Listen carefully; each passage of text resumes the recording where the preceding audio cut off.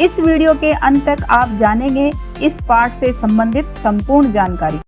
नमस्कार सभी को, हिंदी कला केंद्र में आपका स्वागत है। अगर आप इस चैनल पर नए हैं तो पहले इसको सब्सक्राइब करें व बेल आइकन को दबाना ना भूलें ताकि नए वीडियो का नोटिफिकेशन सबसे पहले आपको मिले। बच्चों, आज हम पढ़ने जा रहे हैं हमारी हिंदी की पुस्तक दुर्वा का पाठ 11, जिसका शीर्षक है पोंगल। पोंगल तमिल हिंदुओं का एक प्रमुख त्योहार है जो पारंपरिक रूप से संपन्नता को समर्पित है।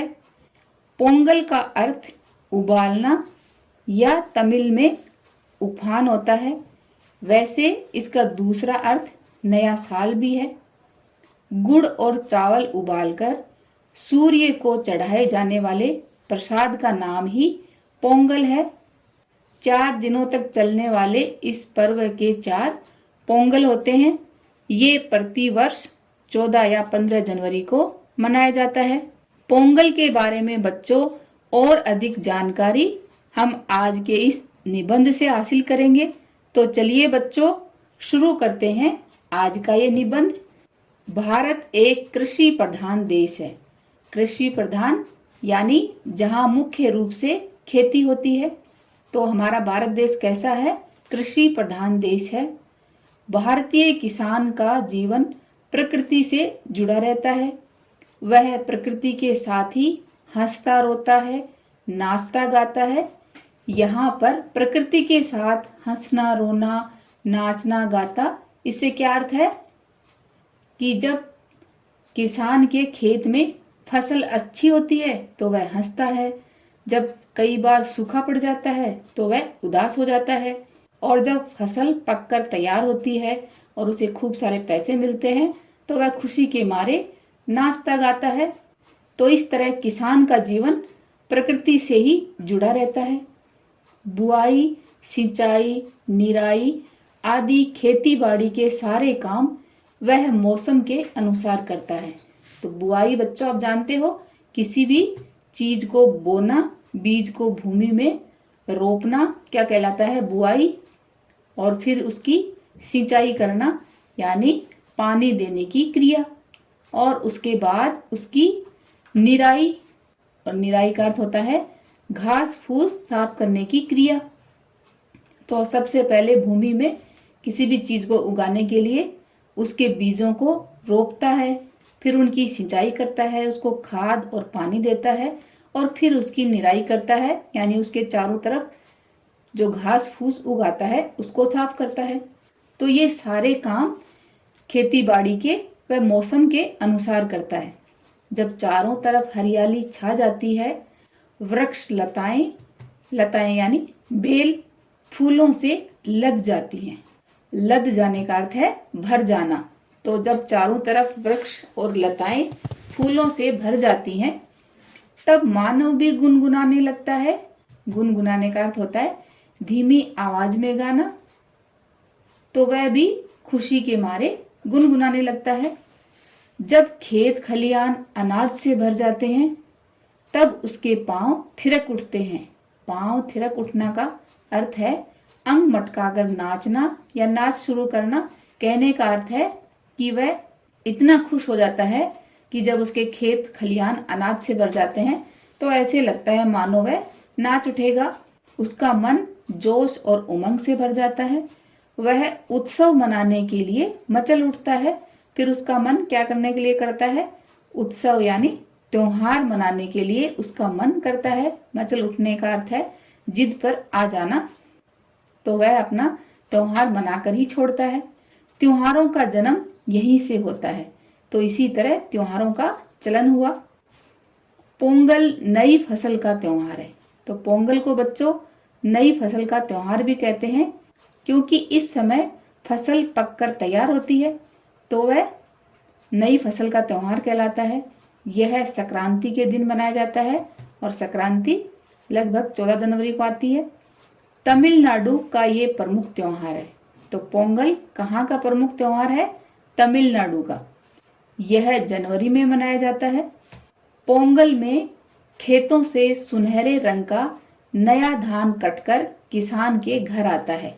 नया धान, किसान की नई फसल क्या है? नई फसल के चावल, क्योंकि तमिलनाडु में चावल ही उगाए जाते हैं। तो जब नई फसल के चावल कटकर किसान के घर में आते हैं, गन्ने के खेत की फसल तैयार होती है और उसी समय गन्ने के खेत की फसल भी तैयार हो जाती है। बगीचे में हल्दी का पौधा लहलहा उठता है और उनके बगीचे में हल्दी का पौधा लहलाना यानी वह भी हरा भरा उगकर आ जाता है। इन्हें देखकर किसान का मन नाच उठता है।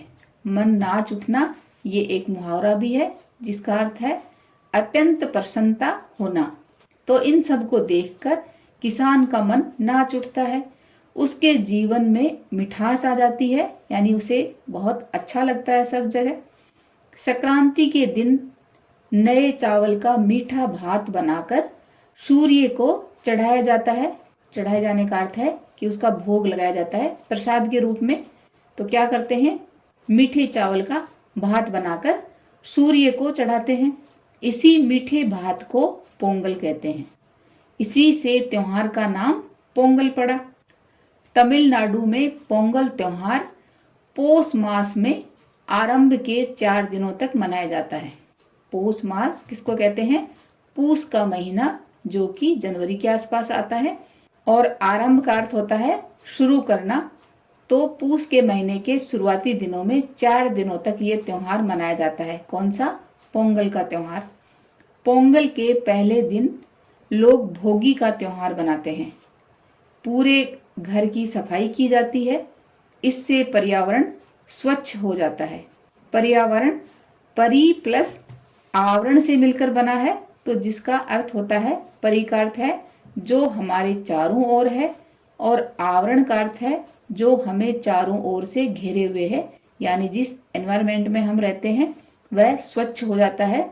भोगी के दिन शाम को बच्चे ढोल और बाजे बजाकर खुशियां मनाते हैं। तो इस तरह पहले दिन कौन सा त्योहार मनाते हैं? भोगी का। और इस दिन क्या करते हैं? अपने पूरे घर की साफ सफाई करते हैं और शाम को बच्चे ढोल और बाजे बजाकर अपनी खुशियों का इजहार करते हैं। पोंगल के दिन घर आंगन को रंगोली से सजाते हैं। तो रंगोली तो बच्चों ये देखो इस तरह की आपने भी अपने घर में बनाई होगी, जो रंग के चूर्ण से बनाए गए चित्र होते हैं, जिनको फूलों से भी बनाया जाता है और रंगों से भी।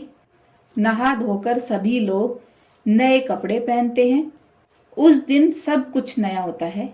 आंगन में अंगीठी जलाकर नए बर्तन में पोंगल पकाया जाता है। बर्तन में हल्दी का पौधा बांध दिया जाता है ताकि चावलों का रंग कैसा हो जाएगा? येलो। गन्ने के रस में नई फसल का चावल पकाया जाता है। तो गन्ने का रस कैसा होता है? मीठा। और उसमें चावल पकाया जाता है तो मीठे चावल हो गए ना।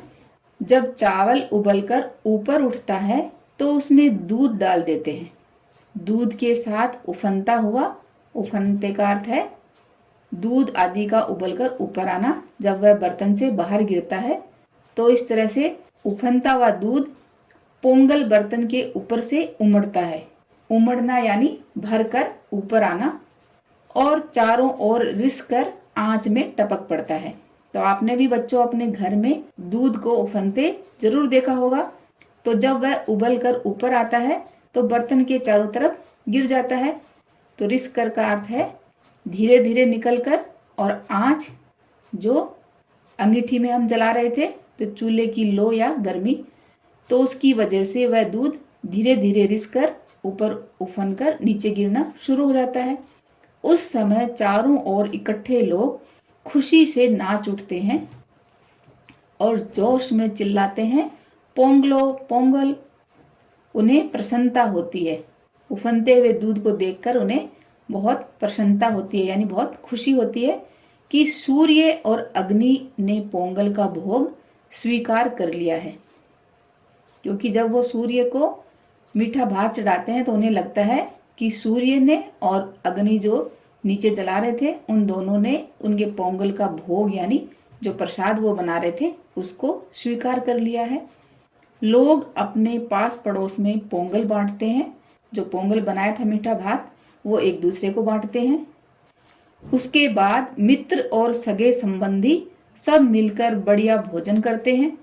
पोंगल के दिन हर तमिल भाषी यानी तमिल भाषा को बोलने वाले, चाहे वह भारत के किसी भी कोने में रहता हो, अपने घर पहुंचने की कोशिश करता है। विवाहित लड़कियां पोंगल मनाने अपने मायके आती हैं। तो मायका क्या होता है? महिलाओं के लिए माँ का घर मायका कहलाता है। तो विवाहित लड़कियां पोंगल मनाने के लिए अपनी माँ के घर आती हैं। तीसरे दिन माटू पोंगल मनाया जाता है। माटू पोंगल में क्या करते हैं? तमिल भाषा में मांडू गाय बैलों को कहते हैं। मांडू का अर्थ धन भी है। पुराने समय में गाय बैल ही हमारी संपत्ति थे। संपत्ति यानी हमारी जो भी धन दौलत थी वो सब हमारे गाय बैल ही हुआ करते थे। तो माटू पोंगल के दिन गाय बैलों को अच्छी तरह नहलाया जाता है। लोग उनके सींगों को रंगते हैं और उन्हें रंगीन कपड़ों से सजाते हैं। तो अपने गाय बैलों के सींगों को वो रंगते हैं और उनको रंगीन कपड़ों से सजाते हैं। लोग उनके गले में फूल मालाएं पहनाते हैं तथा उन्हें गुड़ और अच्छी अच्छी चीजें खिलाते हैं। शाम को मैदान में बैलों को दौड़ाया जाता है। तो ये सारे काम कब करते हैं? तीसरे दिन, जिसे माटू पोंगल कहा जाता है। चौथे दिन काणुम पोंगल होता है। उसमें क्या करते हैं? खाना बांधकर यानी खाने को पैक करके पूरा परिवार घर से बाहर निकल पड़ता है। जगह जगह मेले लगते हैं। लोग मेलों में घूमते हैं या आसपास के स्थान देखने के लिए चल पड़ते हैं। इस तरह चारों दिन लोग अपने दैनंदिन कामों से छुट्टी लेकर इस त्योहार का आनंद लेते हैं। दैनंदिन काम यानी जो प्रतिदिन होने वाले जो काम हैं, उनसे छुट्टी लेकर सब लोग त्योहार का आनंद लेते हैं, अपने त्योहार को खुशी से मनाते हैं। खेती से संबंधित का अर्थ है खेती से जुड़ा हुआ। ये त्योहार पूरे भारत में किसी न किसी रूप में मनाया जाता है। तो तमिलनाडु में तो ये पोंगल के नाम से मनाया जाता है। किस तरह से मनाया जाता है वो सब बता दिया। अब हम जानते हैं कि खेती से संबंधित ये त्योहार पूरे भारत में किसी न किसी रूप में मनाया जाता है। कैसे? गुजरात से लेकर बंगाल तक लोग इसे संक्रांति के नाम से जानते हैं। उत्तर भारत में संक्रांति पर स्नान का महत्व है। संक्रांति पर स्नान यानी इस दिन पवित्र नदी गंगा में स्नान करने का विशेष महत्व है। ऐसा करने से मोक्ष की प्राप्ति होती है और अक्षय पुण्य का फल प्राप्त होता है, ऐसा माना जाता है। तो उसका बहुत ही महत्व है, यानी उसकी बहुत उपयोगिता है। गंगा, यमुना, नर्मदा, शिप्रा आदि नदियों में लोग स्नान करते हैं। चावल और मूंग की दाल की खिचड़ी बनाकर खाते खिलाते हैं। महाराष्ट्र में ये तिल गुड़ का त्योहार है। तिल यानी स्नेह, जिसे प्रेम कहा जाता है, और प्रतीक का अर्थ है निशानी, और गुड़ मिठास का। तो लोग एक दूसरे को तिल गुड़ देकर कहते हैं तिल गुड़ ध्या गोड़ बोला, अर्थात तिल और गुड़ खाओ और मीठा बोलो। तो ये इस तरह महाराष्ट्र में मनाया जाता है। पंजाब में संक्रांति से एक दिन पहले लोहड़ी का त्योहार मनाते हैं। तो पंजाब में इसी त्योहार को लोहड़ी का त्योहार के नाम से मनाते हैं। लोहड़ी का अर्थ है छोटी या छोटी संक्रांति। लोग अपने घर से बाहर आंगन में या चौराहे पर लकड़ियां जमा करते हैं। संध्या के बाद, संध्या यानी शाम के बाद, स्त्री पुरुष और बच्चे वहां इकट्ठा होते हैं और लोहड़ी जलाते हैं। नई फसल का मक्का आग में डाला जाता है, क्योंकि ये समय पूरे भारतवर्ष में नई फसल के पक कर तैयार होने का समय हो जाता है। तो वो लोग क्या करते हैं, पंजाब वाले अपने नई फसल का मक्का आग में डालते हैं। ये खील की तरह फूल उठता है, मक्के की फुली, जिसे हम भुने हुए पॉपकॉर्न कहते हैं। लोग मक्के की फुली यानी खील और तिल की रेवड़ियां बांटते हैं, आपस में प्रेम से मिलते हैं। अरुणाचल प्रदेश में पानुड का त्योहार भी इसी समय मनाया जाता है। विविधता में एकता भारत की विशेषता है। विविधता में एकता यानी विभिन्न असमानताओं के बावजूद भी अखंडता का अस्तित्व है। ये हमारे भारतवर्ष की विशेषता है, यानी ये एक खूबी है। एक ही त्योहार को लोग विविध रूपों में मनाकर भारत की सांस्कृतिक एकता को मजबूत बनाते हैं, यानी हमारी जो परंपरा चली आ रही है उसको और मजबूत बनाते हैं। तो बच्चों ये देखो, ये फोटो देखकर आप समझ ही गए ना कि भारत को विविधता में एकता क्यों कहा गया है।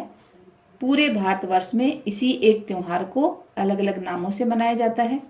तो उम्मीद करती हूँ बच्चों आपको ये निबंध अच्छी तरह समझ में आया होगा। अभी आपके लिए एक सवाल है, पोंगल का त्योहार आपके राज्य में किस नाम से मनाया जाता है? ये बात आप मुझे कमेंट बॉक्स में लिखकर बताना। अब इसके अभ्यास प्रश्नों को इसके भाग 2 में करेंगे। अगर हमारे वीडियो बन ही रहे हैं आपके फेवरेट, तो फिर क्यों ना करें इनको लाइक, सब्सक्राइब और रिकमेंड। हमें और बेहतर बनाने के लिए आप कर सकते हैं कमेंट। धन्यवाद।